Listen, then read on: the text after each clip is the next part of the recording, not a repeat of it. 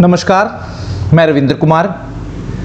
आज हम बात करेंगे हरियाणा विधानसभा चुनाव की, जो 5 अक्टूबर को होने जा रही हैं। 8 अक्टूबर को वोटों की गिनती होगी। तो आज की इस वीडियो में हम यह जानेंगे कि हरियाणा में विधानसभा की 90 सीटें हैं।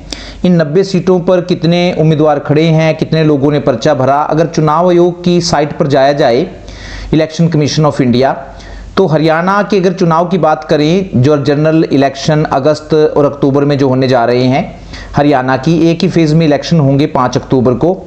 तो सभी के सभी कॉन्स्टिट्यूएंसी में अगर देखें तो कुल 1747 लोगों ने पर्चा भरा था, इलेक्शन लड़ने के लिए अपना नामांकन पत्र दाखिल किया था। इसमें से 394 जो उम्मीदवार थे वो ऐसे थे जिनके नामांकन पत्र को, नॉमिनेशन फार्म को रिजेक्ट कर दिया गया है, मतलब उसको स्वीकार नहीं किया गया है। और तो उसके बाद अगर हम देखें तो 1151 ऐसे उम्मीदवार हैं जिनके नामांकन पत्र को स्वीकार किया गया है। ये हम नहीं कह रहे हैं, भारतीय निर्वाचन आयोग की साइट ये कह रही है कि 1151 लोगों के नामांकन पत्र को स्वीकार किया गया है। इनमें से 202 लोगों ने अपने नाम वापस ले लिए। नाम वापस लेने की जिस दिन तारीख थी, तो 202 उम्मीदवार ऐसे थे जिन्होंने अपने नाम वापस ले लिए हैं। तो वर्तमान समय में 1031 उम्मीदवार हैं जो 90 विधानसभा क्षेत्रों से चुनाव लड़ रहे हैं। आज हम बात करेंगे यमुनानगर जिले की। यमुनानगर जिले की अगर बात करें तो यमुनानगर जिले में 4 विधानसभा क्षेत्र आते हैं, 7, 8, 9 और 10। 7 जो है वो सढौरा विधानसभा क्षेत्र है, 8 जगाधरी विधानसभा क्षेत्र है। सढौरा विधानसभा क्षेत्र है जो वो आरक्षित है, SC के लिए आरक्षित किया गया है। 8 जगाधरी है, 9 यमुनानगर है, पूरा का पूरा शहरी इलाका है, और 10 जो है वो रादौर विधानसभा क्षेत्र है। तो इन चारों विधानसभा क्षेत्रों में कौन कौन से उम्मीदवार खड़े हैं और कौन कौन से किस किस पार्टी से उम्मीदवार खड़े हैं, आज की इस वीडियो में हम यही बताएं। बात करें सढौरा विधानसभा क्षेत्र की, 7 नंबर पर आता है।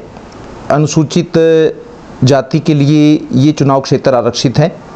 तो सढौरा विधानसभा क्षेत्र से 12 लोगों ने अपना पर्चा भरा था, जिसमें से एक पर्चा रिजेक्ट हो गया, एक व्यक्ति ने अपने नाम वापस ले लिया। तो 10 स्वीकार किए गए नामांकन पत्र, और वर्तमान समय में 9 जो उम्मीदवार हैं वो इस चुनाव क्षेत्र से चुनाव लड़ रहे हैं। और ये 9 लोग जो हैं उसमें भारतीय जनता पार्टी से श्री बलवंत सिंह जी चुनाव लड़ रहे हैं। ये पहले भी चुनाव लड़ चुके हैं उसके भारतीय जनता पार्टी से ही। और बहुजन समाज पार्टी BSP से जो हैं वो ब्रिजपाल चुनाव लड़ रही हैं। इसी प्रकार आम आदमी पार्टी से इसी विधानसभा क्षेत्र से रीटा रानी चुनाव लड़ रही हैं। और रेणु बाला जो है वो भारतीय राष्ट्रीय कांग्रेस, जिसको हम कांग्रेस कहते हैं, सढौरा विधानसभा क्षेत्र से चुनाव लड़ रही है। 5 नंबर पर जयपाल भारतीय पंचायत पार्टी, ये भी कोई पार्टी है, तो जयपाल जी एक पार्टी से, भारतीय पंचायत पार्टी से चुनाव लड़ रही हैं।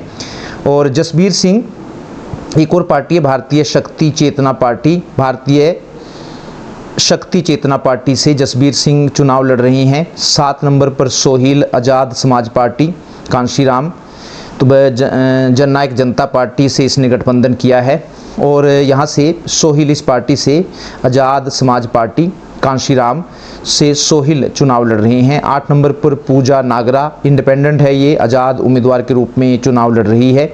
और 9 नंबर पर जो हैं वो भी आज़ाद उम्मीदवार हैं, बेटा मामचंद रट्टू, ये भी सढौरा विधानसभा क्षेत्र से चुनाव लड़ रही हैं।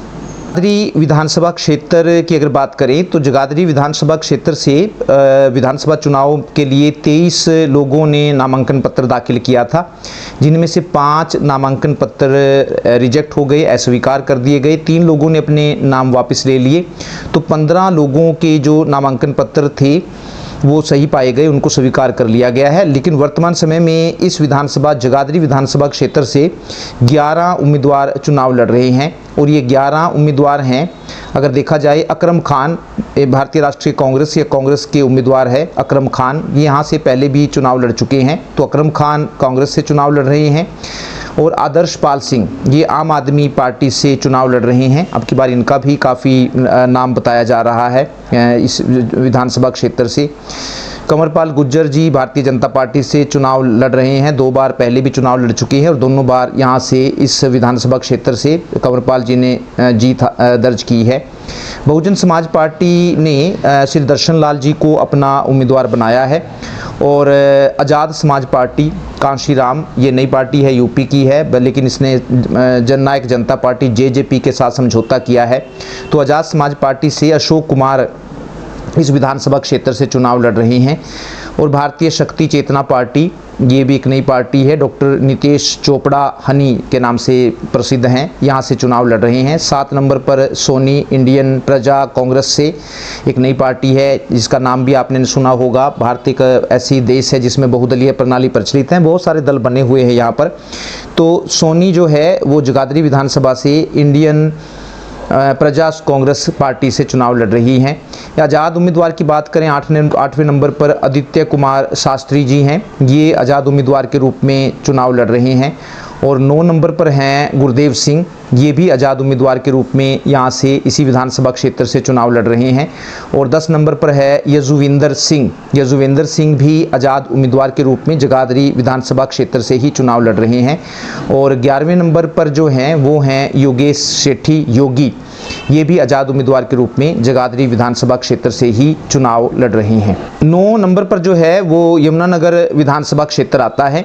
तो यमुनानगर विधानसभा क्षेत्र से 20 लोगों ने चुनाव लड़ने के लिए अपना नामांकन पत्र दाखिल किया था, जिसमें से 5 लोगों के नामांकन पत्र रद्द कर दिए गए, 2 लोगों ने अपना नाम वापस ले लिया। तो 13 लोगों के जो हैं नामांकन पत्र स्वीकार किए गए हैं। लेकिन जो लड़ रहे हैं चुनाव वो 10 हैं। वर्तमान समय में 10 उम्मीदवार जो हैं वो यमुनानगर विधानसभा क्षेत्र से चुनाव लड़ रहे हैं।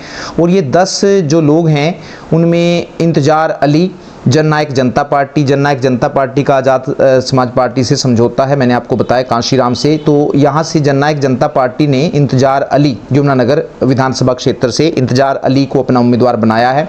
भारतीय जनता पार्टी ने घनश्याम दास अरोड़ा को अपना उम्मीदवार बनाया है। पहले 2 बार यहाँ से चुनाव लड़ चुके हैं और दोनों बार जीत भी हासिल कर चुके हैं। तो तीसरे बार अगर ये जीतते हैं तो अपनी हैट्रिक बनाते हैं घनश्याम दास अरोड़ा जी। और इसी प्रकार इंडियन नेशनल लोकदल INLD, इनेलो जिसको हम कहते हैं, तो दिलबाग सिंह को यहाँ से अपना उम्मीदवार बनाया है। यमुनानगर विधानसभा क्षेत्र से एक बार पहले यहाँ से विधायक रह चुके हैं, लेकिन पिछले 2 सालों से ये हार रहे हैं। तो इसी प्रकार कांग्रेस ने इस बार यहाँ से रमन त्यागी को अपना उम्मीदवार बनाया है।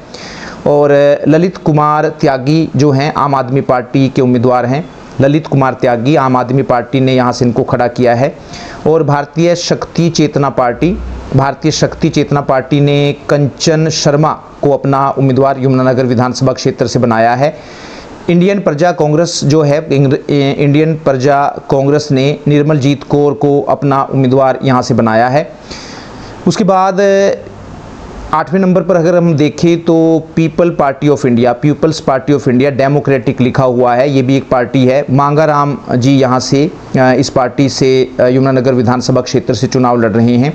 आज़ाद उम्मीदवार कपिल 9 नंबर पर, ये भी आज़ाद उम्मीदवार के रूप में यमुनानगर विधानसभा क्षेत्र से चुनाव लड़ रहे हैं।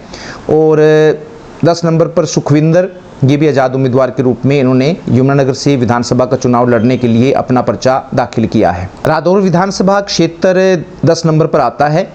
और रादौर विधानसभा क्षेत्र से 14 लोगों ने अपना नामांकन पत्र दाखिल किया था, जिसमें से 3 नामांकन पत्र रद्द हो चुके हैं, विड्रॉ किसी ने नहीं किया, नाम वापस किसी ने लिया।